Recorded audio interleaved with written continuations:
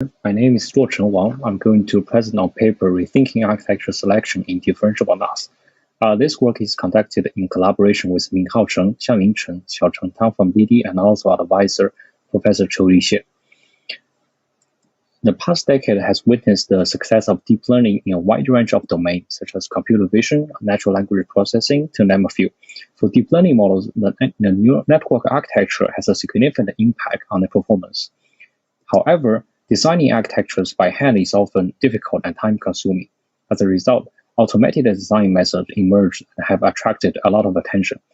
These methods, officially termed neural architecture search, are able to discover high-performing architectures from a large search space that surpasses human design. Pioneering work in NAS applies reinforcement learning for architecture search and achieved the SOTA results. The downside of this method is their computation demand. It could take hundreds of GPU days to run the search algorithms. To improve the search efficiency, Liu proposed the differentiable architecture search framework, DARTS. DARTS constructs a supernet that contains all possible architectures in the search space as subgraphs. The supernet uses a continuous weight alpha to combine discrete architecture choices. And DARTS successfully reduced the search cost to less than 1 GPU day. Concretely, DARTS represent the architectures as directed acyclic graphs, where nodes represent intermediate feature maps and edges represent operations. The architecture search problem becomes determining which operation to be assigned to each edge. To relax this categorical operation choice to a continuous supernet, DARTS form a convex combination of all operations on the edge averaged by alpha. Finally, the best operation with the largest alpha value will be selected to form the final architecture. The underlying assumption here is that alpha represents the operation strength. We summarize the DARTS pipeline into two phases, supernet training and architecture selection. During the supernet training, operation weight and alpha, operation weight W and alpha are jointly optimized with SGD. And this is visualized from figure D to E, where the flow point digits denote the normalized alpha values. After the supernet is optimized, the operation with the largest alpha will be selected, which is visualized from figure E to F. And there are over 20 papers since 2019 on improving the supernet training phase. Despite the search efficiency of DARTS, it also suffers from severe robustness issues. For example, although supernet keeps getting better during its training, the accuracy of the selected architecture degrades. Perhaps the most famous failure mode of DARTS is the skip connection domination issue. It says that as the supernet improves, the alpha value for skip connection tends to go up, and the alpha value for other operations like convolution tends to go down. As a result, during architecture selection, skip connection will be selected over convolutions. This phenomenon has been observed by many papers. For example, on search space S2, DARTS selects an architecture filled with skip connections. The skip domination is generally attributed to the failure of supernet optimization in previous literature. However, we will show that the skip domination by itself is in fact reasonable for the supernet training. It becomes an inductive bias when we select the best operation based on the maximum alpha value. To show this, first we observe that if we forget about architecture search and only consider training the supernet just like any other networks, then DARTS supernet is similar to ResNet. They both have skip connections alongside convolutions, and the edges in DARTS correspond to edges in ResNet. So a natural question is whether we can utilize what we learned from ResNet to better understand the behavior of DARTS. Concretely, what happens when we add skip connections to a network? It turns out that there is a fundamental difference between the residual networks and the vanilla networks like VGG in terms of the feature map estimation mechanism. Concretely, if we reorder layers in a pre-trained ResNet, its test accuracy will remain robust. This means that the successful layers in ResNet share the same optimal feature map that they try to estimate, because otherwise, these layers will be order dependent. The mechanism was termed on-road estimation in previous work. But the story is completely different for VGG. Reordering layers of a VGG network at test time will completely destroy its accuracy, which shows that the layers in VGG are estimating different optimal feature maps and order dependent. As we can see, the test accuracy of VGG drops to basically random after layer reordering, but the ResNet can still maintain a high level of accuracy. The difference between these two types of networks is caused by the skip connection. Similar to ResNet, Dart SuperNet is also robust against edge reordering at test time, as can be seen from the last column in the table. It shows that edges in a Dart cell are estimating the same optimal feature map as well.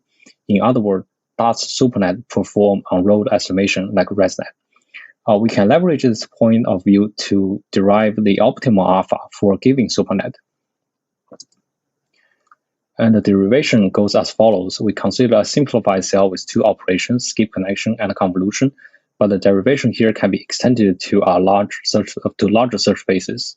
We assume normalized feature maps and denote the optimal feature map as M star, and this is shared across all edges according to the on-road estimation. The current estimation of M star on edge E can be written as follows. Then we can derive the optimal alpha that minimizes the variance between our estimation and the optimal feature map.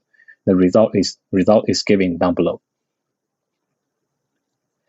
Let's take a closer look at this formula.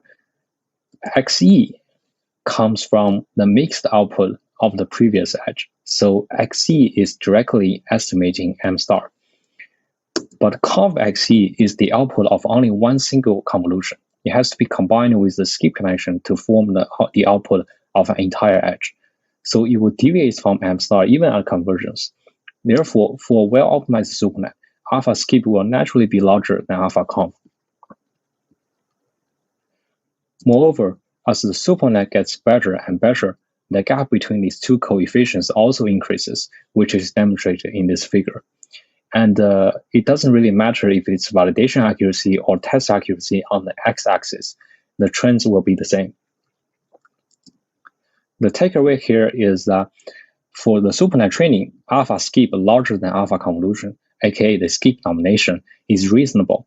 In fact, the same phenomenon has been observed in other networks with skip connection like ResNet and highway networks. However, if we select the best operation based on alpha, we will inevitably end up with mostly skip connections. But does this inequality really mean that skip connection is more important than convolution for the SuperNet? It turns out that this might not be the case. For example, on the search space S2, which consists of two operations, the SuperNet is dominated by skip connection according to the alpha value. And this is actually expected from our previous analysis. However, figure B shows that the SuperNet benefits more from convolutions on many edges. And we draw this figure as follows. Considering just one edge, we pre-train a SuperNet, discretize the edge to one of its operations, train the resulting SuperNet further to convergence, and then compute its validation accuracy. And we choose the operation on the edge that leads to the highest validation accuracy of the SuperNet at convergence. This will show us how much an operation contributes to the SuperNet's performance. And we do the same thing for all edges separately. The reason we train the SuperNet to convergence after discretization is that we always want to keep the SuperNet converged to accurately measure its performance. This is caused by this can also be observed on larger search spaces with more operations, such as Dart space. We plot the SuperNet accuracy after choosing one operation like before, alongside with the alpha values. As we can see, the magnitude of alpha does not necessarily represent the operation strength. Some operations with small alpha are essential for the SuperNet because they result in much higher validation accuracy if we choose them. Since the magnitude of alpha is not reliable, what else can we do? One naive approach is to use the same accuracy as the accuracy to measure operation strength as in this figure. But it is computationally expensive to do so because, as we said before, we need to train the SuperNet to convergence after choosing each of these operations to measure their strengths separately. So instead, we propose to evaluate the operation importance directly by compute the drop of validation accuracy with removing the operation, Since removing one operation has only a very minor effect on the supernet, we can assume that the supernet is still approximately converged and there will be no need for further training. So it will be very efficient to do. And we use this to select the best operation for an edge. And after that, we fine-tune the solution and move on to another edge. We call the resulting method perturbation-based architecture selection, or PT for short, in corresponding to the magnitude-based selection used in DOTS. Perturbation-based architecture selection leads to stronger supernets than magnitude-based selection. As shown in this figure, the validation accuracy of the supernet discretized by PT stays above the supernet discretized according to alpha. We evaluate our method in various cases where DOTS performs poorly. They include the first 12 scenarios proposed by Zella, which consists of 4 variants of DOTS spaces S1 to S4 and 3 datasets, and also the NAS bench 201. On this benchmark, DOTS yields a degenerated architecture with nothing but skip connections. For fair comparison, we keep the supernet training phase identical to DOTS and only change its architecture selection method. The results shows that the perturbation-based selection or DOTS PT consistently improve the robustness of DOTS. For example, on S2, DOTS PT reduces the test error from 4.85% to 2.79%.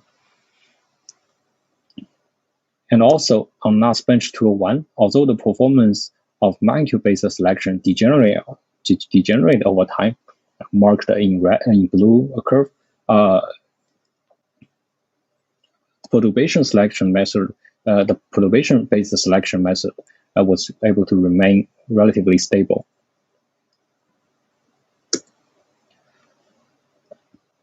Moreover, perturbation-based selection alleviates the skip domination issue of DOTS. As shown in this figure, the discovered architecture of DOTS PT on S2 contains many convolutions, leading to greatly improved performance. We would like to emphasize that DOTS PT extract the architecture from the same supernet as DOTS.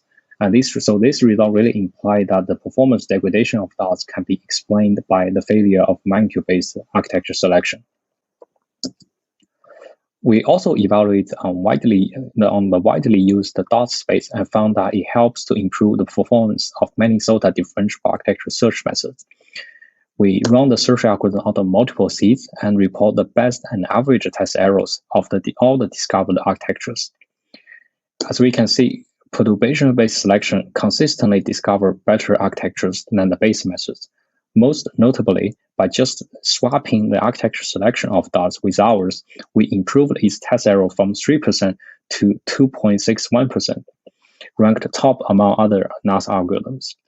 This shows that with the right architecture selection method, DOTS remains a very strong baseline. Our method does not really rely on alpha for architecture selection. So what if we just remove alpha in the supernet training? To do so, we simply fix alpha to uniform all the time and keeps everything else the same. It turns out that this simple baseline works on par with DOTS PT and in some cases even better. For example, it achieves a better performance on NAS bench 201 and performed reasonably well on the DOTS space. And this surprising finding suggests that even the most naive approach, simply training a supernet without alpha, will become a competitive method when combined with the proposed perturbation-based selection method. In conclusion, we analyze the failure mode of differentiable architecture search from the perspective of architecture selection. We justify that the skip domination phenomenon of DOTS is reasonable for supernet training and becomes problematic only with the magnitude-based architecture selection. In light of that, we propose an alternative perturbation-based selection method that alleviates the performance degradation of DOTS and also helps to improve many SOTA differentiable NAS methods. We hope our work can bring a new perspective to the NAS community to rethink the role of alpha in differentiable NAS. Thank you for listening and take care.